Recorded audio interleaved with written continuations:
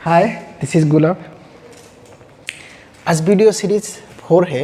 ये डाइट का सीरीज चल रहा है, डाइट एनालिसिस। ठीक है, तो कल हमने देखा कि क्वेश्चन नंबर 1 हमने किया, इस्तेमाल किसको किया, यहाँ पर जो भी डाइट इक्विवेलेंट लिखा हुआ है उस इक्विवेलेंट डिपेंड ऑन क्वेश्चन में क्या बता रहा है। तो आज डायरेक्ट हम क्वेश्चन देखेंगे। क्वेश्चन यह है कि 24 वोल्ट का एक बैटरी और 4 वोल्ट का एक बैटरी इस अरेंजमेंट में लगा हुआ है, 2 डायोड है D1 और D2 और एक रेजिस्टेंस है। क्वेश्चन में ये पूछ रहा है कि ये जो करंट फ्लो हो रहा है 2 किलो ओम रेजिस्टेंस के थ्रू, ये करंट कितना है, हाउ मच। कंडीशन क्या है, ये जो डायोड यूज हुआ है D1 D2 दोनों डायोड सिलिकॉन डायोड है। कौन सा डायोड है, सिलिकॉन डायोड। जैसे सिलिकॉन डायोड बोल दिया तो हमारा दिल में ये आना चाहिए, इसमें जो पोटेंशियल बैरियर वोल्टेज होगा वो कितना होगा, 0.7 वोल्ट। इसके अलावा इसकी जो फॉरवर्ड रेजिस्टेंस है वो कितना है, 0। तो जहाँ पर फॉरवर्ड रेजिस्टेंस 0 और सिर्फ पोटेंशियल बैरियर हम कंसीडर करते हैं तो उसका इक्विवेलेंट सर्किट कौन सा होगा, सिंप्लीफाइड मॉडल है। सिंप्लीफाइड मॉडल में कोई फॉरवर्ड रेजिस्टेंस नहीं है बिल्कुल, तो हमारे पास क्या है, सिर्फ पोटेंशियल। यानी कि इस सर्किट को हमने सबसे पहले एनालिसिस करने के टाइम सबसे पहले देखेंगे कौन सा डायोड फॉरवर्ड और रिवर्स। जो डायोड रिवर्स बायस है उसको हम ओपन कर देंगे, जो हमारे पास फॉरवर्ड बायस होगा उस फॉरवर्ड बायस डायोड को हम सिंप्लीफाइड मॉडल से रिप्लेस करेंगे और हमारा एक नया सर्किट बनेगा। उस सर्किट को एनालिसिस करके इस करंट को निकालेंगे। ठीक है, तो पहला काम क्या है, फॉरवर्ड बायसिंग चेक करना। यहाँ पर 24 वोल्ट है और यहाँ पर 4 वोल्ट है, तो ये क्या लोअर पोटेंशियल, ये हायर है। तो इस केस में डायोड D1 क्या होगा, फॉरवर्ड, और D2 रिवर्स। क्यों D2 रिवर्स, क्योंकि D2 टर्म ऑपोजिट में लगा हुआ है और इसका एनोड नेगेटिव में और cathode positive. Negative positive with respect to 24 volt is greater than 4 volt, तो इसको हम क्या मान सकते हैं, नेगेटिव। इसे कंपेयर करके ज़्यादा है, ये हम पॉजिटिव मानेंगे। ठीक है, क्लियर हो गया। यानी कि इस केस में डायोड D1 क्या है, फॉरवर्ड बायस है और डायोड D2 हो गया रिवर्स बायस। तो डायोड D2 जैसे ही रिवर्स बायस हो जाएगा तो सर्किट में इसका कोई रोल नहीं, क्योंकि इसके थ्रू कोई करंट पास नहीं होगा, नो करंट, ओपन सर्किट। तो हमारे पास सर्किट में क्या रहेगा, ये बैटरी, रेजिस्टेंस, D1 और बैटरी, यानी कि 4 एलिमेंट हमारे पास है। तो इस सर्किट को मैं रीड्रॉ करूंगा। साथ ही साथ मैं जो डायोड D1 है इसको भी इक्विवेलेंट सर्किट में रिप्लेस करूंगा। कौन सा वाला, सिंप्लीफाइड मॉड्यूल। सिंप्लीफाइड मॉड्यूल में ये क्या है, पोटेंशियल बैरियर। ठीक है, और ये क्या है, फॉरवर्ड रेजिस्टेंस। ये हमने सर्किट को रीड्रॉ किया। सर्किट में क्या है, ये एलिमेंट है, इसको क्या रिप्लेस किया मैंने, डायोड को D1 नहीं लिखा लेकिन ये डायोड ही है, ये डायोड को एनालिसिस करने के लिए रिप्लेस किया। तो हमें क्वेश्चन में ये है कि I कितना है उसको निकालना है। तो मेरा सीरीज सर्किट बना। सीरीज सर्किट में 2 सोर्सेस है, अगर सिंगल सोर्सेस होता, कितने सोर्सेस, 1 2 3 हो गया। अगर सिंगल सोर्सेस होता तो मैं क्या करता है, ओम्स लॉ इस्तेमाल करते। सिंस यहाँ पर 3 सोर्सेस है तो हम किरचॉफ का वोल्टेज लॉ अप्लाई करेंगे। एक क्लोज पाथ है तो किरचॉफ का वोल्टेज लॉ का याद होगा। जिसको याद नहीं तो किरचॉफ का वोल्टेज लॉ एक बार प्रीवियस वीडियो में देख लेना, उसमें मैंने प्रैक्टिकल के साथ समझाया हूँ। और किरचॉफ का वोल्टेज लॉ हर एक जगह इस्तेमाल होता है, नॉट ओनली वोल्टेज मतलब करंट लॉ, किरचॉफ लॉ से। अभी जितना एनालिसिस करेंगे बहुत बार हम किरचॉफ का करंट लॉ, किरचॉफ का लॉस हम यूज़ करेंगे, इसलिए किरचॉफ का लॉस के बारे में जानना बहुत ज़रूरी है। ठीक है, चलो शुरू करते हैं। किरचॉफ का वोल्टेज लॉ ये कहता है, हमने अगर किसी लूप में टोटल वोल्टेज इक्वल 0, वो वोल्टेज किस फॉर्म में होगा, एक तो हमारे सोर्सेस रहेंगे, दूसरा जो करंट के वजह से रेजिस्टेंस में ड्रॉप होगा। तो हमारे पास 3 सोर्सेस है, 1 2 3, और एक रेजिस्टेंस है, इसमें भी voltage drop. Total net voltage 0 होगा और नेट वोल्टेज किससे, एल्जेब्रिक सम होगा। ठीक है, ओके। तो यहाँ से लेके अगर मैं इस एरिया तक चलता हूँ, एक क्लोज लूप की बात कर रहा हूँ, यहाँ से लेके यहाँ तक चलता हूँ तो मैं पहले क्या सोर्सेस को कंसीडर कर रहा हूँ। तो मेरा क्या है, ये बैटरी एक आ गया, बैटरी जैसा है, बैटरी नहीं है ये आ गया। तो इसका पॉजिटिव टर्मिनल, जैसे पॉजिटिव टर्मिनल आता है तो उसको हम नेगेटिव से डिनोट करता है, यानी कि अप्लाई KVL अगर हम अप्लाई करते हैं तो क्या हो जाएगा, नेगेटिव आ गया, पॉजिटिव टर्मिनल आ गया, इसका मतलब इसका साइन होगा नेगेटिव। फिर ये भी पॉजिटिव टर्मिनल, ये भी नेगेटिव हो जाएगा। ये फिर नेगेटिव टर्मिनल आ गया तो वो प्लस में हो जाएंगे 24। मेरा सोर्सेस पूरा खत्म हो गया। अभी हम क्या देखेंगे, IR ड्रॉप, यानी कि करंट और रेजिस्टेंस में ड्रॉप है। तो मेरे पास यहाँ पर कितना है, करंट कितना है I और रेजिस्टेंस कितना है, 2 किलो ओम है। ध्यान रखना किलो ओम है, किलो ओम है तो करंट मिली एम्पीयर में निकलेगा। ठीक है, अच्छा करंट मैं जो लूप चल रहा हूँ कैसे क्लॉकवाइज है, तो करंट और करंट का डायरेक्शन और लूप का डायरेक्शन अगर सेम होता है माइनस होता है, अगर ऑपोजिट है तो प्लस है। ठीक, मैंने बढ़िया से बताया हो किरचॉफ वोल्टेज लॉ में, वो अगर देखोगे तो ये जितना मैं बता रहा हूँ उसको जरूरी नहीं डायरेक्ट अप्लाई कर सकते हम। ठीक, फिर भी ये क्या माइनस, अभी टोटल वोल्टेज जितना भी यहाँ पर वोल्टेज ड्रॉप ए सारे हो गया ए, तो अभी कितना होगा, जिस जगह से हम स्टार्ट करते हैं उस जगह पर अगर आते हैं तो वो वैल्यू हो जाता है 0। तो यहाँ से अगर कैलकुलेशन करते हैं 24 माइनस 4 यानी कि 20 माइनस 0.7 ये आ जाएगा 19.3, ये हो गया 2 इंटू आई। तो आई का वैल्यू हमारा क्या आएगा, I equal 19.3 divided by 2। Since 2 क्या है, किलो में है, एक किलो में है, तो ये हमारा जो आंसर निकलेगा ये मिली एम्पेयर में आएगा 0.65 मिली एम्पेयर। तो ये हमारा करंट निकल गया। कितना करंट निकला, 9.65 मिली एम्पेयर। क्लियर हो गया? ओके। Question number 3। अच्छा, क्वेश्चन नंबर 3 में एक नया कंसेप्ट सीखेंगे, बहुत इंपॉर्टेंट है इस कंसेप्ट को जानना, बहुत इंपॉर्टेंट। क्या नया कंसेप्ट, क्वेश्चन को समझते हैं फिर हमें अपने आप समझ में आ जाएगा। ये वाला जो है ये परमानेंट रहेगा क्योंकि ये डाइट इक्विवेलेंट, कौन सा इक्विवेलेंट हमें इस्तेमाल करना है यहाँ से हम यूज़ करेंगे, इसलिए इस पोर्शन को ज़्यादा देखना नहीं, हमें मेन क्वेश्चन कौन सा ये। ठीक, ओके। हमारे पास एक अरेंजमेंट ऐसा है, 20 वोल्ट का एक बैटरी लगा है, 20 वोल्ट का एक बैटरी यहाँ पर ऐसे ही सर्किट में शो किया। एक्चुअल में सर्किट कैसा लगा हुआ है, यहाँ से आया एक बैटरी लगाया, ये सर्किट है। क्लियर है? ओके। कितना वोल्ट का बैटरी है ये, 20 वोल्ट का। तो इसको हम सिंप्लीफाइड करने के लिए, ज़्यादा हमें ड्रॉ नहीं करना है, तो पॉजिटिव टर्मिनल जहाँ पर लगा रहता है वहाँ पर हम क्या है वोल्टेज लिख देते हैं, और नेगेटिव टर्मिनल जहाँ लगा रहता है उसको हम ग्राउंड लिख देते हैं। क्लियर हो गया? ओके।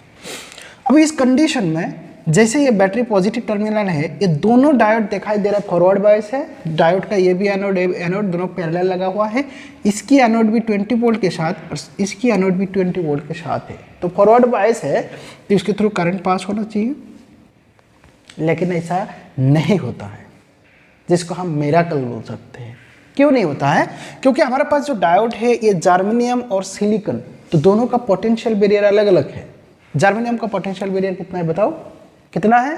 ओके, ये है, इसका जो पोटेंशियल बैरियर है B0 0.3 वोल्ट, और इसका जो है ये हो गया 0.7 वोल्ट। क्लियर हो गया? ओके। जैसे इसके थ्रू करंट पास हो जाता है, तो करंट पास होते ही सबसे पहले कौन फायर होगा, सबसे पहले कौन सा डायोड है जो डायोड फॉरवर्ड बायस में आएंगे और करंट फ्लो होना शुरू होगा, ऑब्वियसली जिसमें कम वोल्टेज है।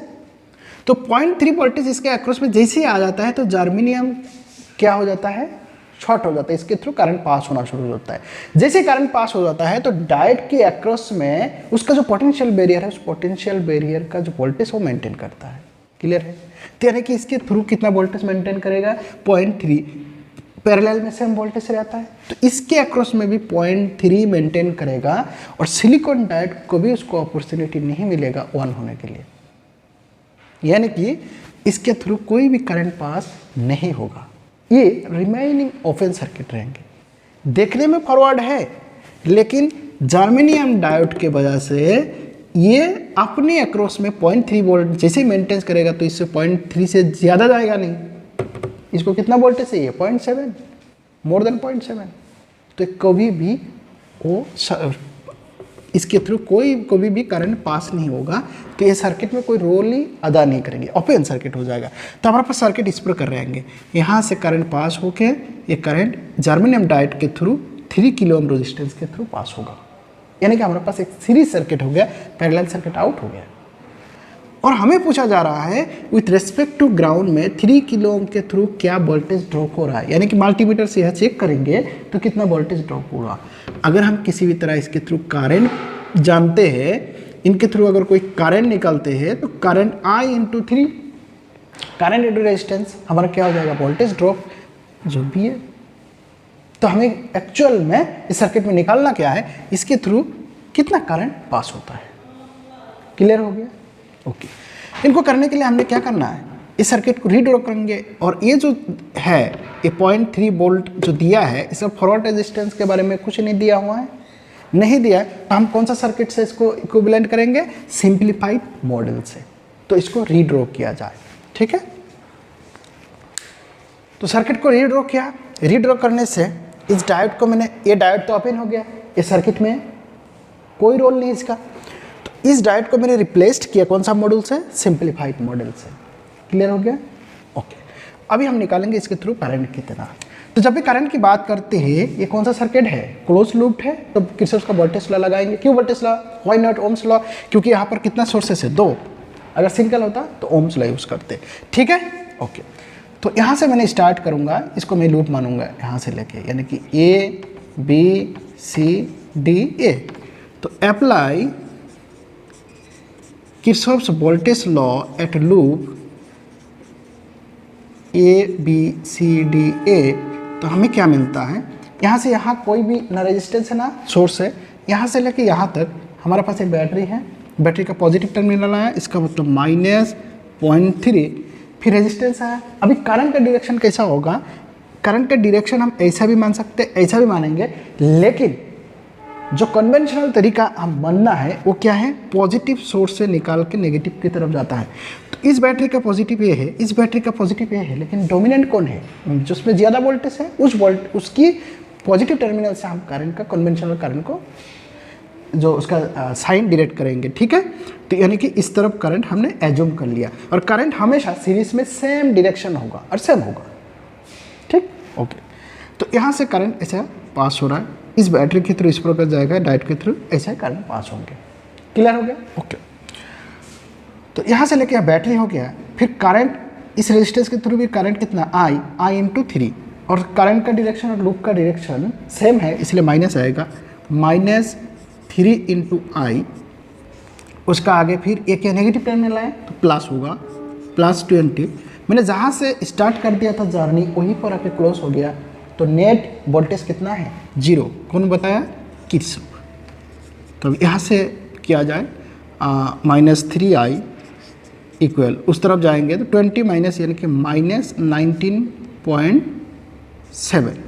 कैलकुलेशन करने से i equal minus minus cancel हो जाएगा, i equal 19.7 divided by 3 equal, ये 3 क्या है, किलो ओम है, तो हमारा जो करंट निकलेगा वो मिली एम्पियर में। क्यों, क्योंकि 3 यहाँ पर अगर 3 किलो है, किलो का मतलब होता है 10 टू दी पावर 3।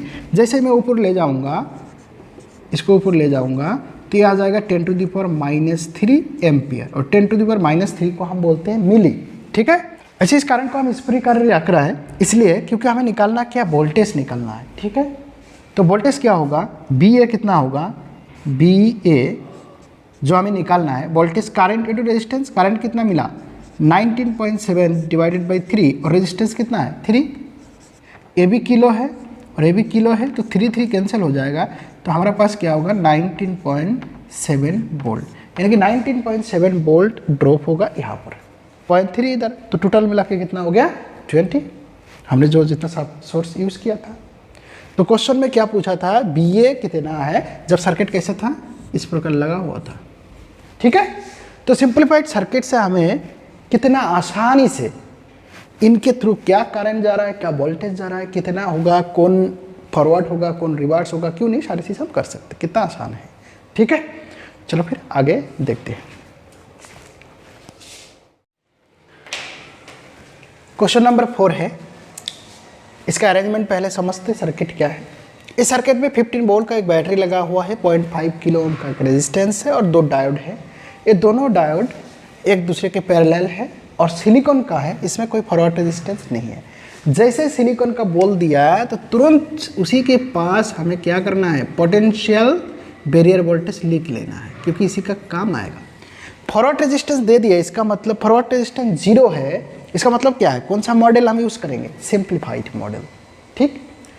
तो पहला टेस्ट हम क्या करते हैं कि डायोड फॉरवर्ड है या रिवर्स है। अगर रिवर्स है तो उसको ओपन कर देंगे, फॉरवर्ड है तो हम सिंप्लीफाइड करेंगे, यानी कि इक्विवेलेंट सर्किट से हम उसको क्या है, रिप्लेस करेंगे। शुरुआत करते हैं, फॉरवर्ड वाइज है दोनों डायोड, क्यों, इसी का भी एनोड इसका भी एनोड किसके साथ, 15 वोल्ट के साथ लगा हुआ है, तो कोई डाउट नहीं, दोनों डायोड फॉरवर्ड बायस, दोनों डायोड के थ्रू करंट पास होगा।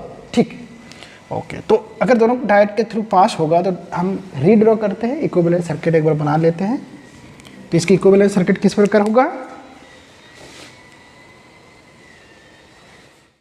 सीरीज में हम आगे का और सर्किट एनालिसिस करेंगे, एक वीडियो और होगा। उसके बाद हम स्टडी करेंगे हाफ वेव रेक्टिफायर और फुल वेव, जो बहुत ही इंपॉर्टेंट है और मज़ेदार टॉपिक है। वहाँ पर हम कैलकुलेशन भी करेंगे, प्रैक्टिकल करके भी दिखाएंगे। ठीक है, जो डायोड का अहम रोल निभाता है। इस डायोड ने रिवोल्यूशन ला दिया, जैसे यानी कि एसी को डीसी में कन्वर्ट करने का जब जरिया निकला, रेक्टिफायर का जब काम निकला, तो हमें बहुत सारा, क्योंकि जितना भी बहुत सारा सर्किट है वो डीसी से ऑपरेट होता है। जैसे हमारा मोबाइल फ़ोन है वो 5 वोल्ट से ऑपरेट होता है, तो मोबाइल फ़ोन का जो चार्जर है उस चार्जर भी क्या कर रहा है, एसी को हमने प्लग लगा दिया, एसी को डीसी में कन्वर्ट कर देता है। इस प्रकार बहुत सारा सर्किट है। आगे जाके हम जैसे रेक्टिफायर सर्किट स्टडी करेंगे तो बहुत सारा एग्जाम्पल बताएंगे। क्लियर है, गुड।